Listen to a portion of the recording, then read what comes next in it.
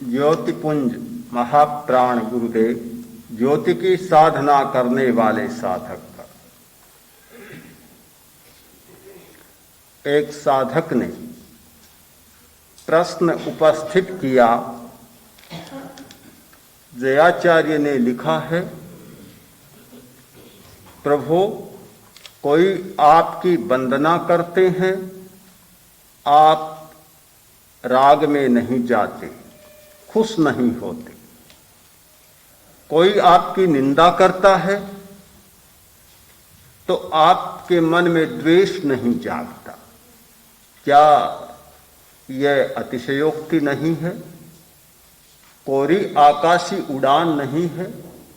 क्या यह संभव है कि आदमी प्रशंसा करने पर, वंदना करने पर हर्ष में न जाए और निंदा करने पर ग्लानि से न भर जाए, चाहे बाहर प्रदर्शित न करे,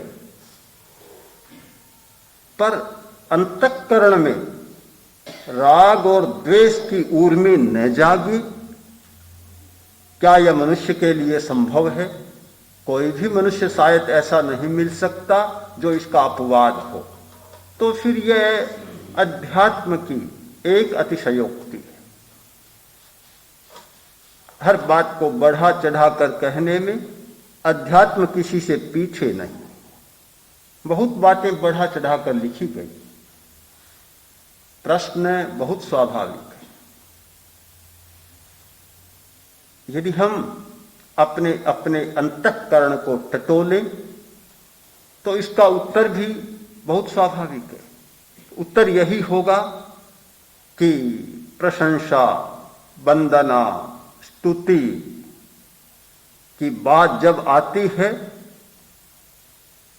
तो मन जाने अनजाने उछल पड़ता है, और जहां कहीं भी आलोचना, निंदा की बात आती है, तिल मिला उठता है मन। हर व्यक्ति में यह घटित होता है।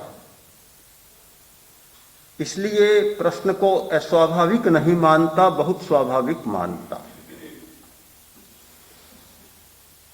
तो फिर अतिशयोक्ति ही माने इस बात को।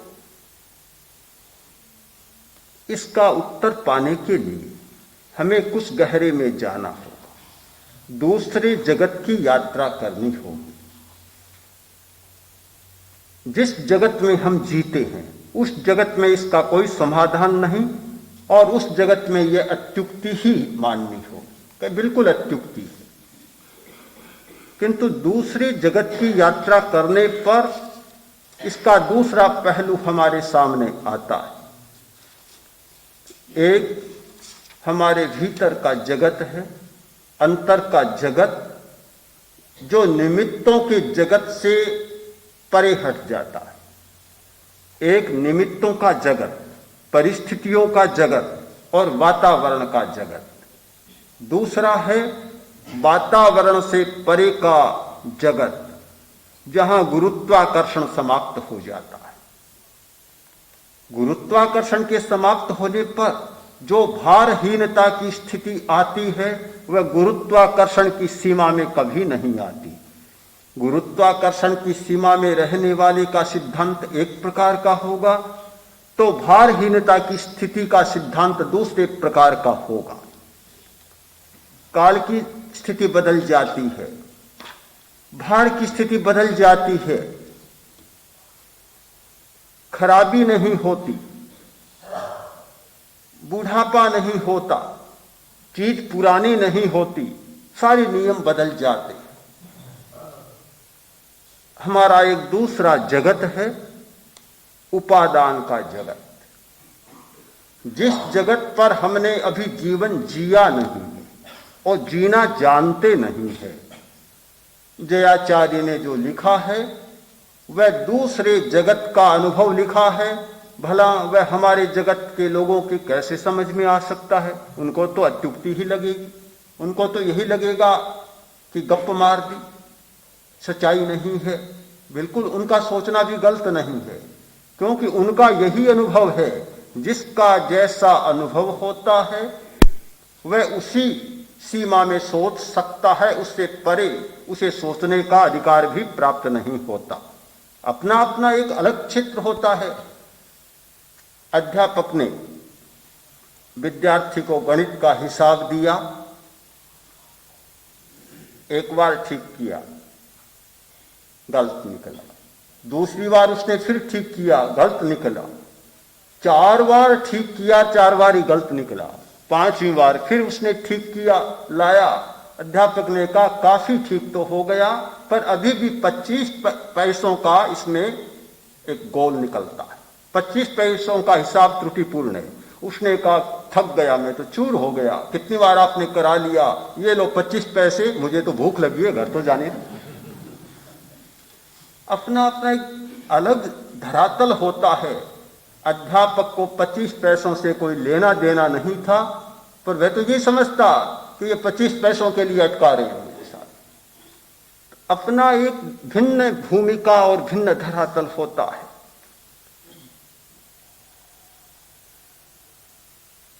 वंदना होने पर खुशी नहीं होती और निंदा पर नाराजगी नहीं होती। ये कब संभव है? हम निमित्तों से परे हटकर और उपादान का परिष्कार कर लें। राग और द्वेष ये कोई मूल दोष नहीं है, मूल नहीं है। मूल दोष है मोह, मूर्छा। जड़ है मूर्छा। जब तक मूर्छा विद्यमान है, मोह विद्यमान है, तब तक राग और द्वेष होता रहेगा, फजीतियां जन्म लेती रहेगी। जब तक मियां बीवी दोनों विद्यमान होती ही रहेंगी। जब तक मूर्छा नहीं टूटती है, कभी राग कभी द्वेष चलता ही रहेगा। ये चक्का कभी बंद होने वाला नहीं है, क्योंकि भीतर में तो आग सुलग रही है। अंतर की आग सुलग रही है तो ये ताप तो आता ही रहेगा, कभी रुकेगा नहीं। जयाचार्य ने लिखा है, वह उस दुनिया में प्रवेश करके लिखा है, उपादान की दुनिया को सामने रखकर लिखा है, प्रभु आपने दावानल को समाप्त कर दिया, दावानल को बुझा दिया। जब दावानल ही बुझ गया, आग ही बुझ गई, तो फिर चाहे वंदना हो और चाहे निंदा हो, कुछ भी नहीं होगा। सब भीतर से आता है, भीतर ही सूख गया, तो फिर तो बाहर से कुछ भी आए कोई पता ही नहीं होगा। हमारी 2 दृष्टियां होती हैं, एक निमित्तों को मिटाने की दृष्टि, परिस्थिति को बदलने की दृष्टि, और दूसरी उपादान के परिष्कार की दृष्टि। हर क्षेत्र में दोनों दृष्टियां मिलती है। चिकित्सा के क्षेत्र में दोनों दृष्टियां हैं। रोग होता है, दबा दो। कुछ लोग सोचते हैं दबाने से क्या होगा, फिर उभर आएगा, समाप्त कर दो। माना जाता है एलोपैथी की पद्धति रोग को दबाने की पद्धति है। इतनी तेज दवा दी जाए कि बीमारी एकदम दब जाए। आजकल तो ये आम बात हो गई कि तेज बीमारी है, एक बार तो एलोपैथी लो जिससे कि दब जाए, एक बार शांत हो जाए, और फिर इसका स्थायी इलाज करा लेना। वे स्वयं मानते हैं कि यह कोई स्थायी इलाज नहीं है। डॉक्टर स्वयं कहते हैं कि हमारे पास कोई स्थायी इलाज नहीं है, लेते जाओ, कोर्स करते जाओ, कोर्स करते जाओ। डिसेंटरी है, क्रॉनिक डिसेंटरी है, डॉक्टर स्वयं कहता है कि कोर्स लो और एक बार ठीक हो जाएगी। फिर 5-4 महीने के बाद जब फिर सताने लगे, फिर एक बार कोर्स पूरा कर लेना। यह क्रम चालू ही रहेगा, कब तक जीवोगे तब तक, जीवन भर चालू रहेगा। तो एक दृष्टिकोण है रोग को दबाने का, शांत रखने का। शांत रखते जाओ, खाते पीते जाओ, और जब सताने लगे तो फिर दवा ले लेना। दूसरा दृष्टिकोण है कि जड़ मूल से बीमारी को समाप्त कर दिया जाए। राजनीति के क्षेत्र में भी दोनों दृष्टियां मिलती है। पुराने इतिहास में मिलता है कि कुछ राजे ऐसे थे जो शत्रु को दबा देते थे और कुछ ऐसे थे, चाणक्य ने जैसा लिखा कि छोटे से अंकुर को भी उखाड़ फेंको, जहां भी मालूम पड़े कि शत्रु है उखाड़ फेंको, बढ़ने के बाद बहुत भारी पड़ जाएगा। दोनों प्रकार की दृष्टियां रही है। कुछ लोग दबाते रहते हैं, अगर यह स्थिति नहीं होती तो पृथ्वीराज परास्त नहीं होता और हिंदुस्तान पराधीन नहीं होता। इधर तो आक्रमण हो रहा है और उधर वह इस प्रयत्न में लगा है कि शत्रुओं को शांत करो और अपने विलास में लगा है, ध्यान ही नहीं देता वास्तविकता पर। दूसरी ओर दूसरी दृष्टि भी मिलती है, तो राजनीति के क्षेत्र में भी दोनों दृष्टियां मिलती हैं। अध्यात्म के क्षेत्र में भी ये दोनों दृष्टियां हैं, दबाने की और समाप्त करने की, और एक सीमा तक आवश्यक भी होती। आवश्यक है, एक तेज बीमारी आ गई, इतनी तेज यदि तत्काल उसका उपाय नहीं किया जाए तो संभव है प्राणांत ही हो जाए। उस समय कोई सोचे कि स्थायी इलाज करें।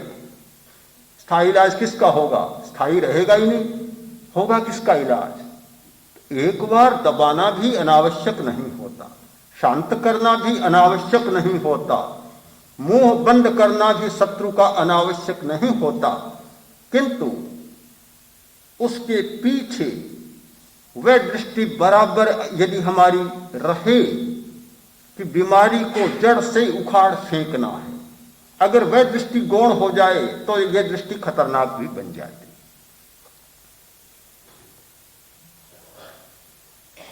जयाचार्य ने लिखा है, प्रभु आपने दो रास्ते अपनाए, एक शांत करने का और दूसरा समाप्त करने का। समाप्त करने का, राग द्वेष जब जब उभरे आप शांत करते चले गए, किंतु दूसरा रास्ता था समाप्त करने का, मोह को उखाड़ फेंकने का। ये दो रास्ते होते हैं। आपने पहले तो रास्ता अपनाया एक सीमा तक, किंतु बाद में जब दो रास्ते साफ हो गए तो आपने वह रास्ता लिया जो समाप्त करने का रास्ता है। गुणस्थान की भाषा में, कर्मशास्त्रीय भाषा में दो श्रेणियां मानी जाती है, एक उपशम श्रेणी, दूसरी क्षपक श्रेणी। एक श्रेणी है कि शांत करो, कसाय को शांत कर दो, बिल्कुल शांत कर दो, और वह शांतावस्था भी बिल्कुल समाप्त जैसी अवस्था हो जाती है। उस क्षण में कसाय का कोई अंश भी प्रकट नहीं होता, कोई प्रकट नहीं होता, किंतु कुछ समय बाद बीमारी फिर उभरती है और जो उपशांत हुआ है ऐसा धक्का मारता है कि व्यक्ति नीचे फिर मूल स्थिति में आ जाता है। किंतु यह समाप्ति की स्थिति है, वह बिल्कुल निर्मूलन की स्थिति है। उस स्थिति में जाने के बाद फिर लौटने की, नीचे आने की स्थिति नहीं होती। हमारे शरीर में दो प्रकार के चैतन्य केंद्र हैं, एक ऊपर के चैतन्य केंद्र और दूसरे नीचे के चैतन्य केंद्र। नीचे के चैतन्य केंद्रों को दबाया जाता है, शांत किया जाता है। नाभि, जहां वृत्तियां जागती है, वृत्ति नाभि में जागती है, गुस्सा नाभि में जागता है, एड्रिनल ग्लैंड प्रभावित होता है और नाभि के आसपास गुस्सा जागता है। काम वृत्ति गोनाड में जागती है। ये है जागने के केंद्र, अभिव्यक्ति के केंद्र, जहां की वृत्तियां प्रकट होती है, काम की वृत्तियां, कसाय की वृत्तियां और सारी नीचे की वृत्तियां, ये इन स्थानों पर नाभि के आसपास प्रकट होती है। तो यह है वृत्तियों के प्रकट होने का केंद्र, किंतु मूल केंद्र नहीं है, उद्गम नहीं है। काम की वृत्ति ये यहां नहीं होती, क्रोध की वृत्ति नाभि के पास नहीं होती, वे आती है पिनियल और पिट्यूटरी से। उद्गम वह है, वहां से आती है। यह शरीर शास्त्रीय भाषा में कह रहा हूं। यदि शरीर शास्त्रीय भाषा से परे जाएं तो इनका उद्गम होता है कर्म शरीर में, सूक्ष्मतम शरीर में, और उससे भी आगे जाएं तो उनका उद्गम होता है कसाय में। वहां से उनका उद्गम होता है। एक उद्गम का स्थल और दूसरा प्रकट होने का स्थल। केवल प्रकट होने के स्थल को निष्क्रिय बना देना, यह हमारी उपशम की प्रक्रिया है। निमित्तों को समाप्त करना, परिस्थिति को बदलना, अभिव्यक्ति के केंद्र को निष्क्रिय बनाना, यह उपशम की प्रक्रिया है। परिस्थिति बदल गई, निमित्त बदल गया, प्रकट होने का क्षेत्र बदल गया, उपशम हो गया, वृत्ति शांत है। क्यों? बाहर नहीं आएगी। बाहर कैसे आएगी? विद्युत का प्रवाह चालू है, किंतु बल्ब फ्यूज हो गया, प्रकाश नहीं होगा। अभिव्यक्ति का केंद्र समाप्त हो गया, करंट समाप्त नहीं है, करंट तो विद्यमान है। जैसे ही फिर ठीक बल्ब लगा और प्रकाश हो जाएगा। एक बार हमने अभिव्यक्ति के केंद्र को निष्क्रिय बना दिया, काम नहीं होगा, किंतु मूल तो भीतर है, प्रवाह तो भीतर चालू है। जैसे ही वह सक्रिय बना और फिर काम चालू हो जाएगा। उपवास किया, तपस्या की, खाने को नहीं मिला, इंद्रियां शांत हो गई, किंतु पालना किया, फिर खूब खाया और इंद्रियां फिर पुष्ट हो गई, फिर अपना काम करने लग गई, वृत्तियां सताने लग गई। यह सारी उपशम की प्रक्रिया है। मन में बुरा विचार आया, स्वाध्याय शुरू किया, विचार चला गया, विचार बदल गया, स्वाध्याय बंद हुआ, फिर निमित्त मिला, फिर बुरा विचार आ गया। सारी उपशम की प्रक्रिया है। ये बहुत सारे प्रयोग जो आज हम कर रहे हैं, ये उपशम के प्रयोग कर रहे हैं, वृत्तियों को शांत करने के प्रयोग कर रहे हैं। एक बार वृत्ति शांत हो जाए, ये शांति के प्रयोग हैं, ये निमित्तों को बदलने के प्रयोग हैं, किंतु उपादान का परिष्कार होता है, वह वास्तव में समाप्त करने का प्रयोग होता है, वह क्षपक श्रेणी होती है। जहां निमित्त से कोई लेना देना नहीं, निमित्त रहे या न रहे उसकी इच्छा, परिस्थिति रहे या न रहे उसकी अपनी इच्छा, कोई हमें संबंध नहीं निमित्त से, परिस्थिति से या अभिव्यक्ति के केंद्रों से, कोई अर्थ नहीं होता। जब उपादान को पकड़ लिया, उसको शुद्ध करना शुरू कर दिया, उसके दोषों को समाप्त करना शुरू कर दिया, तो सब कुछ हो गया। हमारी साधना की दृष्टि केवल उपशम पर ही न अटके,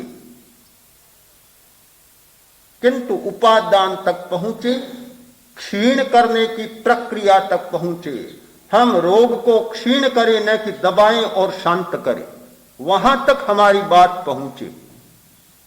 नहीं तो उस प्रक्रिया के बिना कभी कभी साधना भी नकली जैसी बन जाती है, बिल्कुल नकली बन जाती है। और यही कारण बनता है कि साधना करते समय बहुत अच्छा विचार आता है, भाव आता है, ऐसा लगता है कि वृत्तियां बदल गई, किंतु जैसे ही परिस्थिति के बीच में गया सारा का सारा उल्टा जैसा हो जाता है। लोगों को लगता है कि साधना नकली साधना थी। पति पत्नी से बोला, आज मैंने 3 जनों का उपकार किया। कैसे? मेरे पास 10 का नोट था, बाजार में गया, मिठाई खरीदी, तो हलवाई का उपकार हुआ कि 10 रुपये की मिठाई खरीद ली। फिर बाद में एक भिखारी मिला, बेचारा बहुत भूखा था, मांग रहा था, आधी मिठाई उसको दे दी, उसका उपकार किया। और मेरा नोट नकली था, वह भी चला गया, मेरा उपकार हुआ। 3 जनों का उपकार एक साथ। कभी कभी ऐसा लगता है कि उपकार होता है, ऐसा लगता है कि साधना में आया, मेरा उपकार हुआ और 10 दिन के लिए घर में भी शांति रही, पीछे भी शांति रही, और यह भी लगा कि शिविर का भी उपकार हो रहा है, इतने लोग साधना कर रहे हैं, शिविर का भी हो रहा है, और लोगों ने देखा बहुत अच्छे आदमी बन गए। किंतु यदि हम क्षीण करने की प्रक्रिया को न स्वीकार करें तो शायद यह उपकार भी नकली का उपकार बन जाता है। हम वास्तविकता को समझें, सच्चाई को समझें। जिस सच्चाई को जयाचार्य ने प्रकट किया है और जिस पर बल दिया है, वह सच्चाई यह है कि वृत्तियों को क्षीण करने का रास्ता अपनाएं। प्रश्न होगा, वह कौन सा मार्ग है जिससे वृत्तियां क्षीण हो? यह उपवास का, तपस्या का मार्ग, आसन करना, शरीर को साधना, श्वास को साधना, इंद्रियों का संयम करना, भोजन का संयम करना, स्वाध्याय करना, प्रशिक्षण लेना। क्या यह वृत्तियों को क्षीण करने का मार्ग नहीं है? यह क्षीण करने का तो मार्ग है, किंतु मूल को क्षीण करने का मार्ग इससे और आगे। मूल को क्षीण करने का यह है बिचौले को क्षीण करने का। बिचौले को तो समाप्त किया जाता है इससे। बिचौला भी बड़ा खतरनाक होता है। आज की दुनिया में दलाल जितना खतरनाक है उतना कोई खतरनाक नहीं होता, चाहे किसी भी क्षेत्र में हो। राजनीति के क्षेत्र में भी दलाल बड़ा खतरनाक होता है। ये बिचौले ही बड़े खतरनाक होते हैं। स्थिति को, वास्तविकता को पहचान ही नहीं जा सकता। व्यापार के क्षेत्र में भी दलाल कितना खतरनाक आप सब जानते हैं, और धर्म के क्षेत्र में भी ये दलाल जो पंडित पुजारी होते हैं बड़े खतरनाक होते हैं।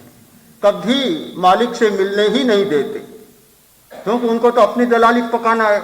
और भक्त सीधा भगवान से मिल जाए तो दलाल क्या करेगा? फिर वे लोग क्या करेंगे? तो बिचौलियों को मिटाना भी बहुत जरूरी है। हम जो उपाय करते हैं उनसे बिचौलिया तो जरूर समाप्त होता है। उपादान समाप्त नहीं होता, मूल कारण समाप्त नहीं होता, किंतु मूल कारण से ये जो बंद होता है कर्म का, राग का, द्वेष का, वह समाप्त होता है, क्षीण भी होता है, किंतु फिर भी मूल शेष रह जाता है।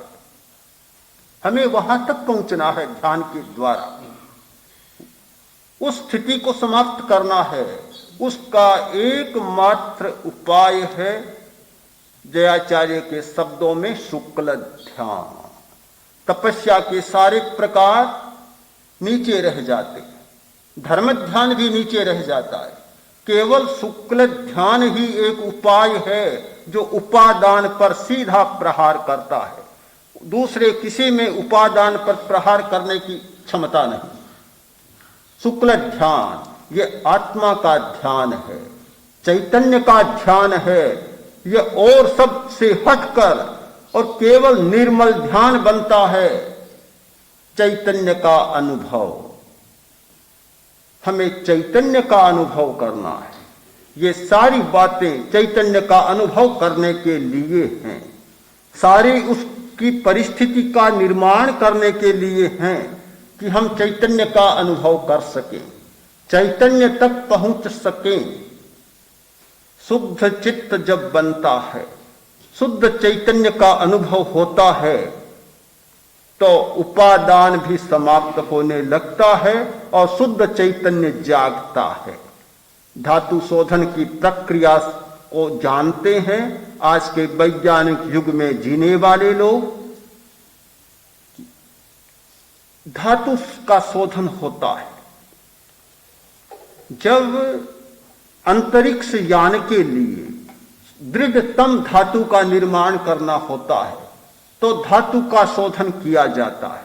और इतने मजबूत धातु जो किसी भी स्थिति में टूटे नहीं, उसकी प्रक्रिया यह होती है कि एक धातु का डंडा बनाया जाता है और उसमें एक भी विजातीय धातु का अंश नहीं रहता, केवल एक धातु का अंश रहता है और सब निकाल दिए जाते हैं।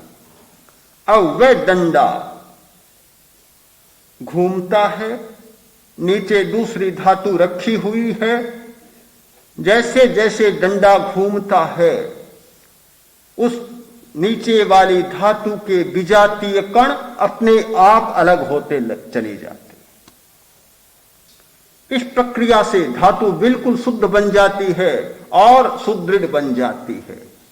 शुद्ध धातु के द्वारा धातु को शुद्ध किया जाता है और विजातीय कणों को हटाया जाता है।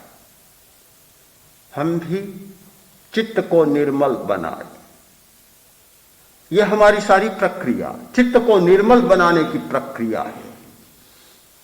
यह श्वास ध्यान, संवृत्ति श्वास ध्यान, लेश्या ध्यान, शरीर प्रेक्षा, चैतन्य केंद्र प्रेक्षा, यह सारा ध्यान चित्त को निर्मल बनाने का लिए ध्यान है। इससे चित्त निर्मल होता है और चित्त में जो विजातीय तत्व होते हैं वे समाप्त हो जाते हैं। फिर उस निर्मल चित्त के द्वारा हम अपनी प्रेक्षा करें, अपने आप को देखें, अपना अनुभव करें।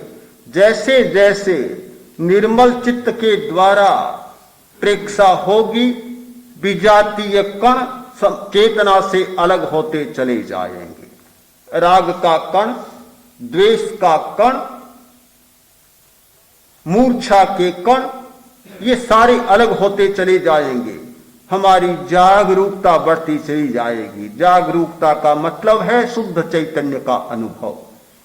तो शुद्ध चैतन्य का अनुभव जैसे जैसे बढ़ता चला जाएगा, उपादान शुद्ध होता चला जाएगा, जड़ समाप्त होती चली जाएगी। एक स्थिति ऐसी आती है कि शुद्ध चैतन्य प्रकट हो जाता है। और जब शुद्ध चैतन्य प्रकट होता है, विजातीय तत्व दूर हो जाते हैं। उस स्थिति में वंदना होने पर प्रसन्नता नहीं हो, कारण समाप्त हो गया। खुश होना यह भी एक मूर्छा है। निंदा होने पर अप्रीति नहीं जागेगी, द्वेष नहीं जागेगा, वह भी एक मूर्छा है। मूर्छा ही टूट गई तो फिर कोई कारण नहीं कि राग जागे और द्वेष जागे, कारण ही समाप्त हो गया। उस स्थिति का यह आलेखन है, आकलन है। उस भूमिका में पहुंचकर और हम इस स्थिति का अनुभव कर सकते हैं। उससे पहले भी यह स्थिति का भान हमें शुरू हो जाता है। वह तो अंतिम स्थिति है, पहले भी हमें भान शुरू हो जाता है। जो व्यक्ति ध्यान की स्थिति में आता है, उसे स्वयं अनुभव होता है कि क्रोध भी शांत हो रहा है, वासना भी शांत हो रही है, कम हो रही है, वृत्तियां भी शांत क्षीण हो रही हैं, कम हो रही हैं, मूर्छा टूट रही है। हम देखते हैं पहले दिन शिविर में आते हैं, सबसे पहला प्रश्न कुछ लोगों के लिए भोजन का होता है। अब मारवाड़ के लोग आए जो बहुत मिर्चें खाने वाले, और बिना मिर्च का साग मिले बेचारे अजीब स्थिति में चले जाते हैं। एक बच्चा आया हुआ है, उसने कहा एक दिन तो ऐसी स्थिति आ गई कि रोना आ गया, रो पड़ा। होता है ये, क्या करे, कभी ऐसा हुआ नहीं और हो गया। पहला ही एक धक्का लगता है, आ गया क्या दिन से? हाँ आ गया, हंस गया, करे क्या, जाए तो भी अच्छा नहीं लगता, रहे तो कैसे रहे, कैसे 10 दिन का काम है, एक बार का तो काम नहीं है, कैसे करे। बड़ी विचित्र सी स्थिति होती है। किंतु जब जैसे जैसे अभ्यास आगे बढ़ता है और खाने वाला प्रश्न भी हल हो जाता है, गर्मी का प्रश्न भी हल हो जाता है। 2 प्रकार के लोग बैठे हैं साधना करने वालों में। कुछ लोगों का आग्रह रहता है कि गर्मी बहुत है, पंखा चले, तो कुछ लोग चाहते हैं कि पंखा न चले। पंखा चले उनका तर्क है कि गर्मी बहुत है, और पंखा न चले उनका तर्क है कि जब ध्यान की गहराई में जाते हैं और यह बाहर की हवा टकराती है तो ऐसा लगता है कि सिर पर कोई वजन सा पड़ रहा है, हमारी गहराई तो कहीं चली जाती है और उस हवा में ही उलझ जाती है। बिल्कुल सही बात है। लोगों ने स्वयं अनुभव किया होगा कि जब ध्यान की गहरी स्थिति में होते हैं, हम यहां बैठे हैं और बाहर से जूते की खटखटाहट होगी, पैरों की आहट होगी, ऐसा लगेगा कि जैसे कोई चोट हो रही। इसीलिए गंभीर ध्यान करने वालों को निर्देश दिया जाता है कि वे ऐसे स्थान में करें जहां कोई दूसरा व्यक्ति न आए, कोई आकर हिलाए नहीं, छुए नहीं और किसी प्रकार की आवाज न हो, अन्यथा बहुत बड़ा धक्का सा एक लगता है। ये सारी परिस्थितियां सामने आती है, किंतु जैसे जैसे ध्यान प्रबल बनता है परिस्थितियां अपने आप समाप्त होती चली जाती है। तो जब हम थोड़ी सी साधना के द्वारा बदलने का अनुभव करते हैं तो उस भूमिका में जो पहुंच जाते हैं कि जहां विजातीय तत्व समाप्त हो जाते हैं, आपके मन में क्यों यह प्रश्न खड़ा होगा कि यह कोई अतिशयोक्ति है या अतिकल्पना है। कोई कारण मुझे दिखाई नहीं देता, यह भूमिका का भेद है। एक भूमिका पर खड़ा रहने वाला व्यक्ति एक प्रकार से सोचता है और दूसरी भूमिका पर पहुंच जाने वाला व्यक्ति दूसरे प्रकार से सोचता है। आचार्यवर बहुत बार कहा करते हैं कि साधु साध्वियां अपने ढंग से सोचते हैं और मैं अपने ढंग से सोचता हूं। वे तो सब चाहते हैं कि हमें सब अनुकूलताएं मिले, उनका अपना ठीक होता है, स्वभाव है। हर व्यक्ति चाहता है कि सारी परिस्थितियां अनुकूल रहें, सब सुविधाएं मिले, अनुकूलताएं मिले। और जिनको अनुकूलता मिलानी है वे अनुकूलता और प्रतिकूलता की दृष्टि से नहीं सोचते, वे संघ के विकास की दृष्टि से सोचते हैं। तो भूमिका का भेद होता है। यह भूमिका भेद रहता है और इसलिए चिंतन भी हमेशा 2 प्रकार के रहते हैं। सबका चिंतन एक प्रकार का नहीं होता। जो लोग ध्यान में पहली बार आए हैं, आने से पहले उनका चिंतन एक प्रकार का था और अब प्रज्ञा प्रदीप से बाहर जाएंगे 10 दिन के बाद तो उनका दृष्टिकोण और चिंतन बिल्कुल दूसरे प्रकार का होगा, बिल्कुल दूसरे प्रकार का होगा, क्योंकि उन्होंने इस भूमिका का कभी अनुभव ही नहीं किया था। यदि किसी व्यक्ति से कहा जाए कि ध्यान करने वाला जब ध्यान की गहराई में जाता है उसको बड़ा आनंद आता है, बड़ी तृप्ति मिलती है और ऐसा सुख मिलता है कि जैसा और कहीं मिलता नहीं, दूसरे लोग सोचेंगे कि गप्पे हाँक रहा है। हालांकि सुख कहाँ मिला? सुख तो खाने को अच्छा मिले, बर्फ मिले, गर्मी के दिनों में बर्फ मिला, पानी मिले, कूलर चले, वातानुकूलित भवन हो, सारी सुविधाएं हो, तब तो सुख का अनुभव होता है। गर्मी में जाकर तो भीतर बैठे और कहते हैं कि बड़ा सुख का अनुभव हुआ, कोई बात मानेगा ही नहीं और सोचेगा कि एक बार चला गया, फंस गया, अब ये कहे कि अच्छा नहीं तो भी अच्छा नहीं लगता। वह तो दूसरों को फंसाएगा। जो मछली जाल में फंस गई तो फिर दूसरों को भी टानना चाहती है। एक बार फंस गया तो दूसरों को फंसाने का ही प्रयत्न करेगा। ये बात उसके समझ में नहीं आ सकती जिसने अपने भीतर का अनुभव नहीं किया, जिसने अंतर की यात्रा नहीं की, जिसने बाह्य जगत की सीमा से हटकर और अंतर जगत की सीमा में कभी अपना चरण नहीं रखा। वह व्यक्ति इस सारी सच्चाई को समझेगा भी नहीं और स्वीकार भी नहीं करेगा। हम भूमिका भेद को बराबर ध्यान में रखें, उपादान और निमित्त के भेद को बराबर ध्यान में रखें। आज ही मैंने पढ़ा कि दर्द स्वाभाविक नहीं होता। दर्द सीखता है आदमी सामाजिक वातावरण से। बात तो बड़ी अजीब सी लगती है कि भला दर्द को कैसे सीखेगा? दर्द कोई सीखने की बात है क्या? पर हर बात में गहराई में जाते हैं तो दूसरा पहलू उसका उजागर हो जाता है। दर्द भी सीखा जाता है, दर्द भी पढ़ा जाता है। सामाजिक वातावरण से अलग रहने वाला व्यक्ति जिस दर्द का अनुभव नहीं करता, सामाजिक वातावरण में रहने वाला व्यक्ति उस दर्द का अनुभव करता है।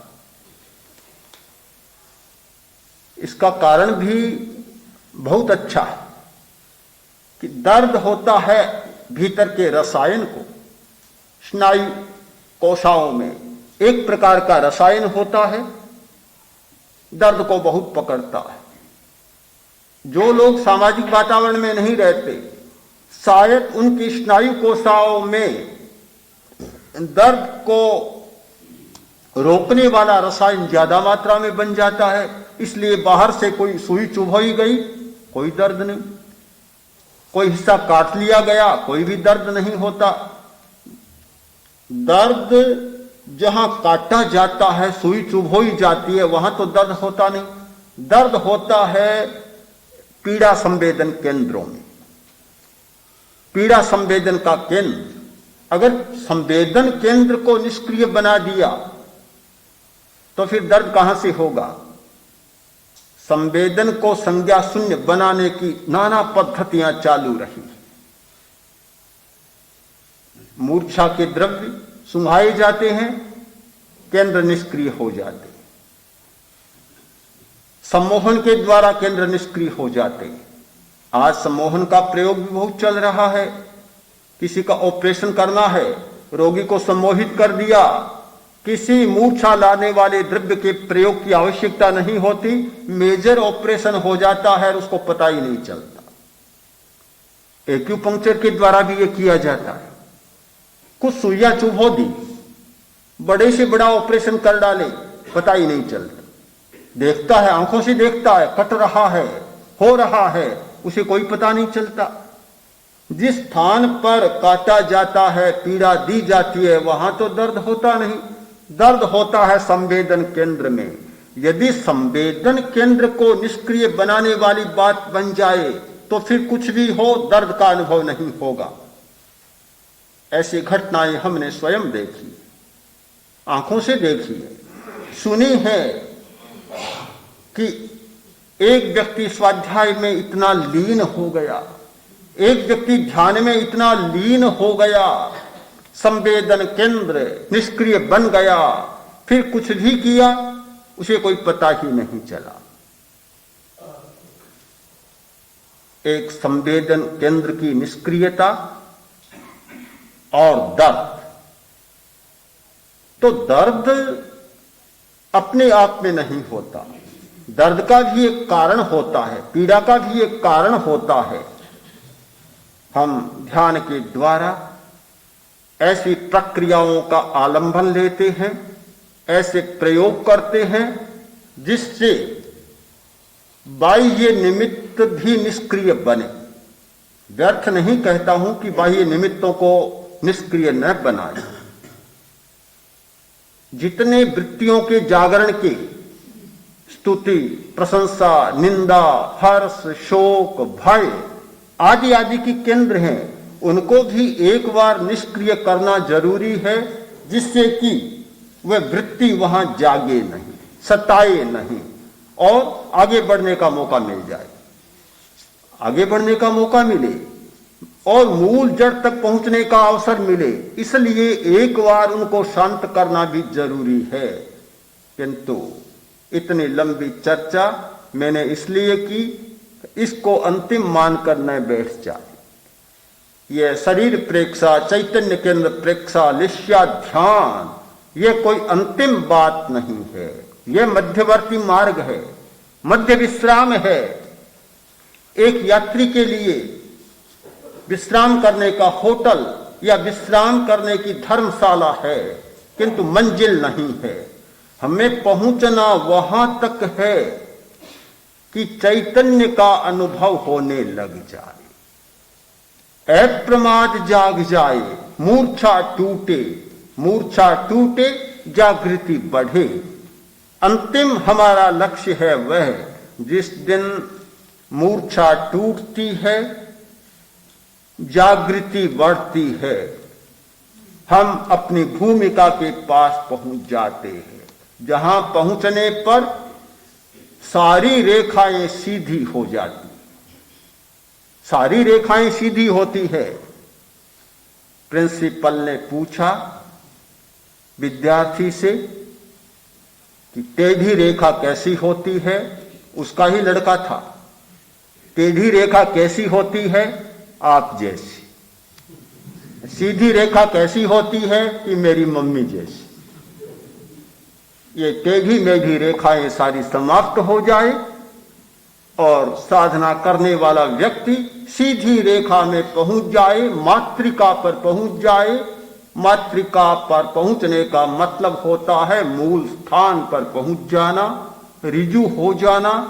रिजु धर्म का और वक्रता का कोई संबंध नहीं है। जैन आगमों में मोक्ष के लिए एक शब्द का प्रयोग मिलता है, रिजु। उज्जुदंशी, रिजुदर्शी, मोक्षदर्शी। संयम का मतलब है रिजु, संयम रिजु, मोक्ष रिजु, साधना रिजु। कहीं भी कुटिलता का अंश बच गया, साधना समाप्त हो जाती है, तो हम उस सीधी सरल रेखा पर पहुंचे, सारी कुटिलताओं से परे। वहां पहुंचने पर जो अनुभव होना चाहिए वह शुद्ध चैतन्य का अनुभव होता है, और ये सारे प्रश्न जो इस भूमिका पर हमारे सामने उतरते हैं अपने आप समाहित हो जाते। प्रश्न अच्छा है और बहुत साफ है। प्रश्न में भी उत्तर है स्वयं में। सामाजिक भूमिका पर रहे तो ये मान, अपमान, सम्मान, इनको बुरा मानने का कोई कारण नहीं, सब आवश्यक है। सामाजिक जीवन में अगर असम्मान होता है तो बुरी बात है, सम्मान होता है तो अच्छी बात है। सबका अपना मूल्य है। कोई व्यक्ति सम्मान की भावना रखे तो अच्छी बात है, अपमान न होने की भावना रखे ये अच्छी बात है, अपमान से घबराए यह भी अच्छी बात है। एक आदमी पद के लिए उम्मीदवार बनता है तो बहुत अच्छी बात है, बुराई क्या है उसमें? अगर लोकतंत्र में कोई राष्ट्रपति या प्रधानमंत्री का बनने के लिए उम्मीदवार बनता है तो कोई बुराई नहीं है।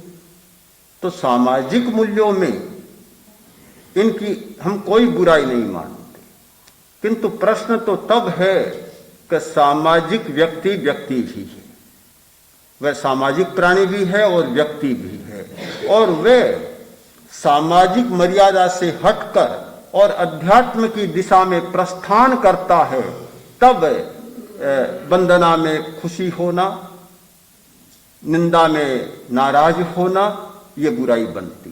सामाजिक भूमिका में कोई बुराई नहीं, क्यों व्यक्ति बन जाता है। हाँ, वहां फिर वह सामाजिक नहीं होता, वहां व्यक्ति होता है। उसका प्रस्थान दूसरी दिशा में हो जाता है। ये दूसरी दिशा में प्रस्थान होने पर सारे प्रश्न खड़े होते हैं। अगर सामाजिक भूमिका में वंदना पर कोई खुश होता है, निंदा में दुखी होता है, तो बिल्कुल स्वाभाविक और अच्छी बात है, कोई बुराई नहीं है उसमें, और ऐसा होना चाहिए। ये तो सारी बातें हैं दिशा बदल जाने की बात है कि जब दिशा बदली तो फिर प्रश्न खड़ा हुआ कि ऐसा नहीं होना चाहिए। ये सारी वर्जनाएं ये दिशा परिवर्तन के साथ आती है। एक दिशा में चलने उसके लिए ये वर्जनाएं बिल्कुल बेकार और अर्थहीन।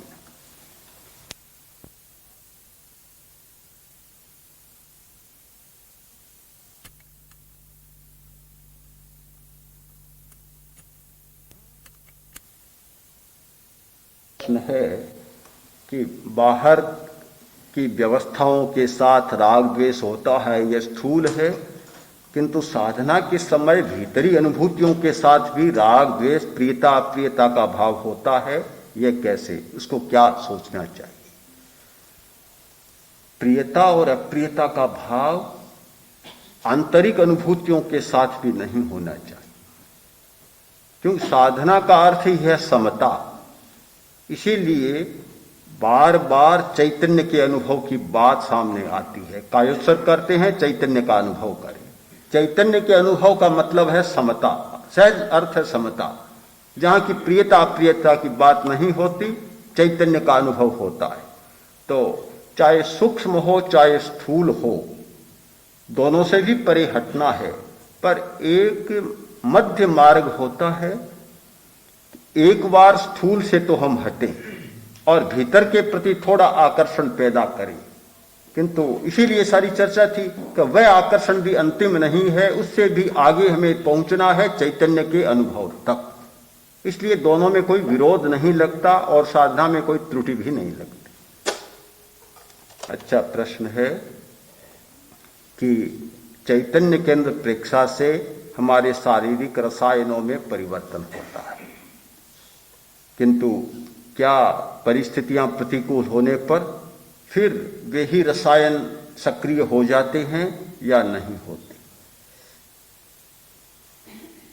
आदत बदलती है रसायनों के द्वारा, और चैतन्य केंद्र अपेक्षा से रसायन बदलते हैं, इसलिए आदतें भी बदल जाती हैं। किंतु आखिर यह भी निमित्त वाली बात है। इसलिए खतरे को हमेशा महसूस करते रहे कि खतरा मिटा नहीं है, बीमारी समाप्त नहीं हुई है, बीमारी शांत हुई है।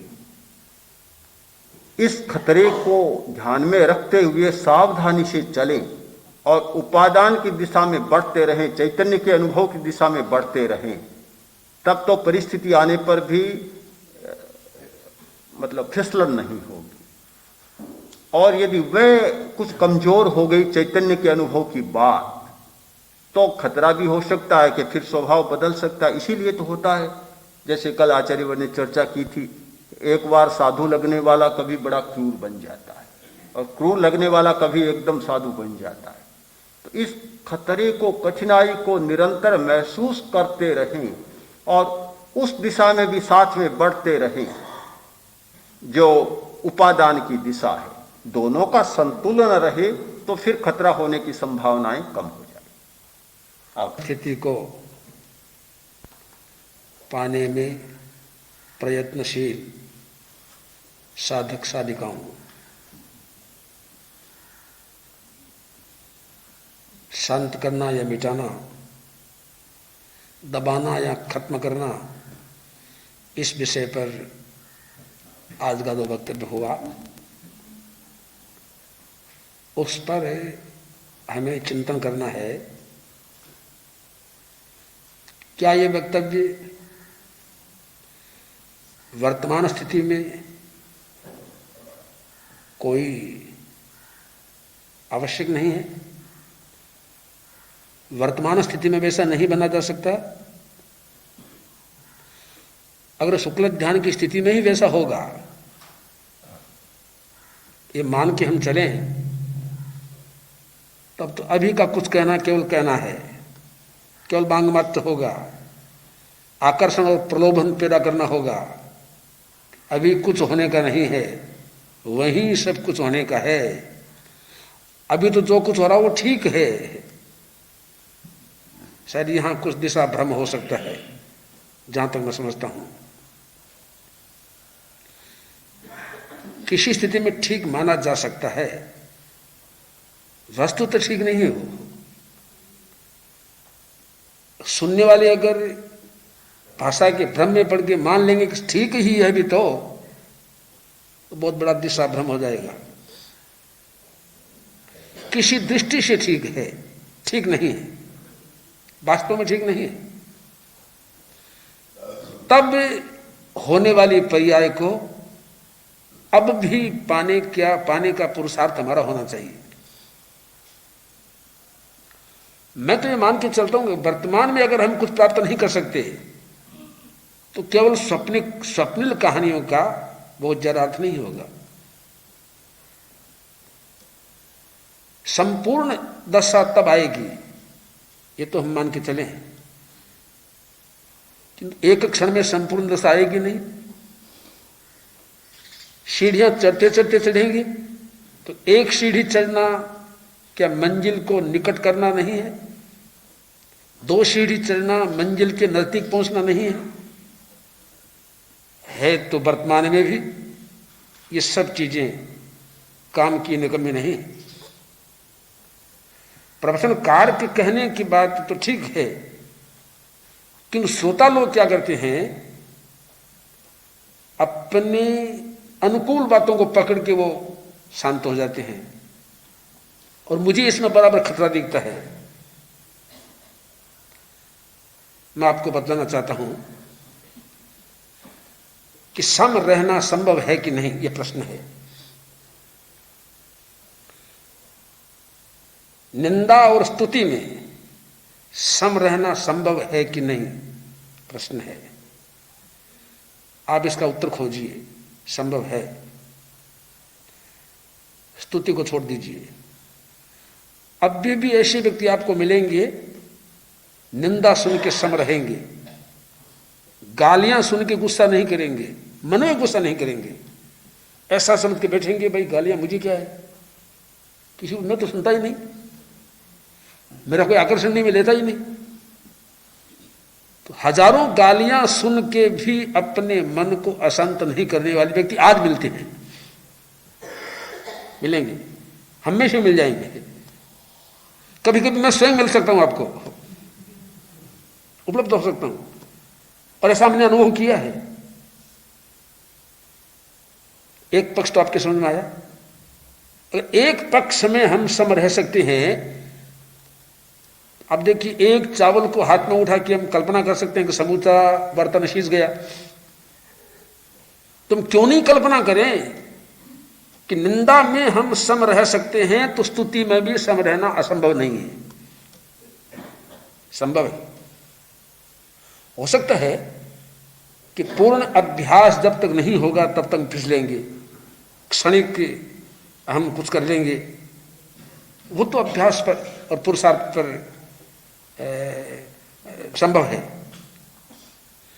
किंतु जब इसका आनंद आज भी हम महसूस कर सकते हैं, ले सकते हैं, तो फिर इस चीज को हम केवल आगे के लिए न छोड़ें।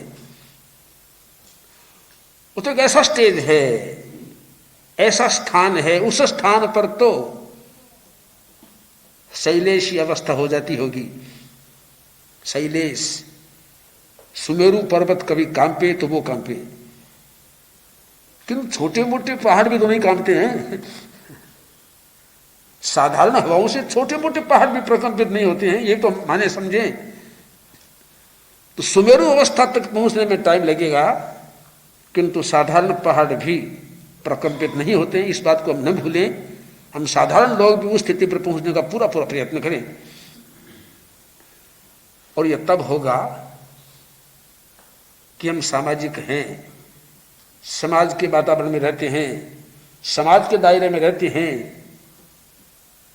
और हमारे लिए संभव नहीं है।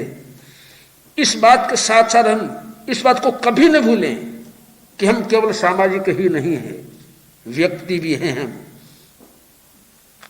सामाजिक समझने का जितना हमारा अधिकार है, उससे कहीं अधिक अधिकार हमारा व्यक्ति अपने आप को समझने का है।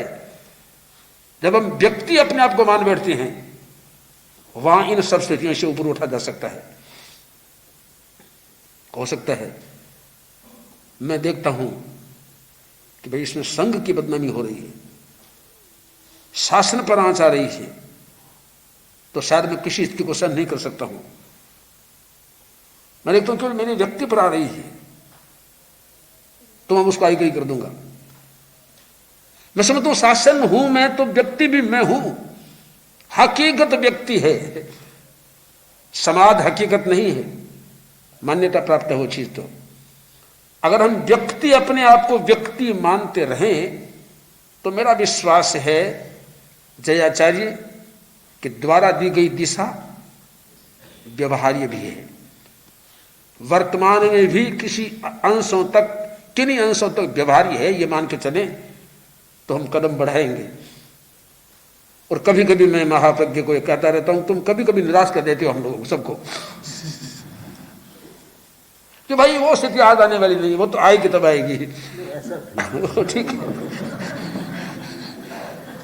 मैं समझता तो हूं, समझने में गलती नहीं है, समझने में नहीं इनकी गलती है और मेरी गलती है, किंतु कभी कभी सुनने वालों के लिए कुछ शब्द भ्रांत बन सकते हैं। इसलिए जो बातें बतलाई गई है बहुत काम की बातें हैं और हम उस स्थिति का अभ्यास करें। और वो जब स्थिति आ जाएगी तो कोई बात ही नहीं है। रामचरित्र में आया है कि जब श्री राम साधु बन के और ध्यान अवस्था में चले गए, ऐसी ध्यान अवस्था में चले गए कि वहां सुमेरु की तरह बन गए, उस समय उनको विचलित करने के लिए, उनकी कसौटी करने के लिए, उनकी परीक्षा करने के लिए इंद्र आया है। छोटा मोटा इंद्र नहीं, सर्वोत्कृष्ट इंद्र, 12वें देवलोक का इंद्र स्वयं आया है। उसने सीता का रूप बनाया है, सहेलियों के साथ ऐसा किया है, बसंत ऋतु बनाई है और हाव हाव विलास विभ्रम के द्वारा नृत्य किया है। चेष्टा की एक क्षण के लिए भी कि राम को मैं प्रभावित कर लूं, सारे प्रयत्न विफल। परीक्षा में खड़े उतरे और नमस्कार करके चला गया। बात यह है कि उनके इन विडंबना भरे प्रयत्नों को सुनता कौन है, देखता कौन है? जो व्यक्ति उस स्थिति पर पहुंच गया उसके सारे कार्य बेकार है, सारे प्रयत्न बेकार है। हमारे शिविरार्थी नहीं, हमारे साधु साध्वी भी कभी कभी इस अहम में रहते हो कि संघ में, समाज में रहती है, वहां तो सब चीजें है, उनको मान के चलना चाहिए। मेरा इसमें प्रबल मतभेद है। मैं सबको कहना चाहता हूं कि संघ और समाज गौण है, व्यक्ति प्रमुख है। साधना के क्षेत्र में वहां मान अपमान को संभाव से सहने करने का तीव्र प्रयत्न हमारा होना चाहिए, तीव्रतम प्रयत्न हमारा होना चाहिए, तब काम चलेगा। इसलिए शिवरात्रि बंधुओं को भी उपशांत की जगह मिटाने का प्रयत्न करना चाहिए। क्रोध और कसाई को तो अवस्था बहुत उत्तम अवस्था हो जाएगी। इन्हीं शब्दों के साथ एक बार पद रह गए तो आज जिस भावना को अभिव्यक्ति दी गई जयाचार्य की 24वीं में, वह भावना 12वें 10वें तीर्थंकर शीतल नाथ किस तवना में है? शीतल शीतल जिन शिव दायक साहिब जी, शीतल चंद समान हो निसरे, शीतल अमृत सारी खासा, तप्त मीटे तुम्हें ध्यान हो निसरे, सूरत थारी मन बसी सा, बंदे है निंदे तो भणी सा, बंदे है निंदे तो भणी सा, राग द्वेष नहीं तामे हो निसने मोह दावानल ते मेटियो सा मोह दावानल ते मेटियो गुण निपन्न तुम नाम हो निसने सूरत थारी मन बसी सा नृत्य कर तुझे आगर सा नृत्य कर तुझे आगर सा इंद्राणी सूर नार होनी से राग भाव नहीं उपज सा अंतर तप्त निवार हो सूरत थारी मन बसी क्रोध मान माया लोभ ऐसा आग्ने स्यों अधिकी आग होने से शुक्ल ध्यान रूप जल करी सा थया शीतली भूत मा भाग होनी सने सूरत थारी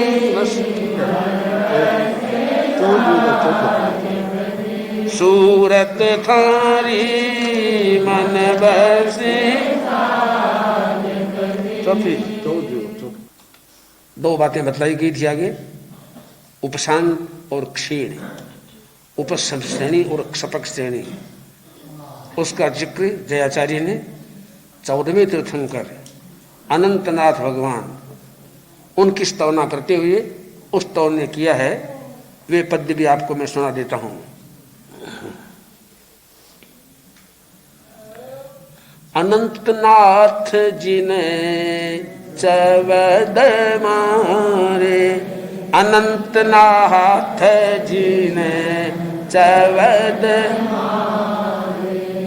द्रव्य चौथे गुण ठाण भला जी, भावे जिन हुए तेरा इतले द्रव्य जिन जान भला जी, पायो पद जिन राजनो जी। आठ माथी दोये श्रेणी छ, आठ माथी दोये श्रेणी उपसय में खपक पिछाण भला जी, उपसय में खपक उपसय में जाय 11 मोह दबाव तो जान भला जी, पायो पद श्रेणी उपसय में जीने नाल रे, श्रेणी उपसय में जीने खपक श्रेणी धर खंत भला जी, चारित्र मोह खे पावता चढ़िया ध्यान अत्यंत भला जी, पायो पद जिने राजनो शुभ ध्यान निरमल पायो पद दीन राजनो जी। अरहन्ते शरणं प्रवज्जामि सिद्धे शरणं प्रवज्जामि साहू शरणं केवलिपन्नतं ब्रह्म।